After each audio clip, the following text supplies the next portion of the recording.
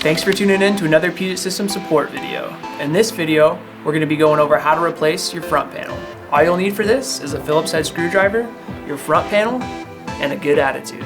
Let's start by opening the front panel, and then you'll locate the 2 screws that hold it into your case. Simply unscrew them. Now we'll close our front panel and pull straight off of your case.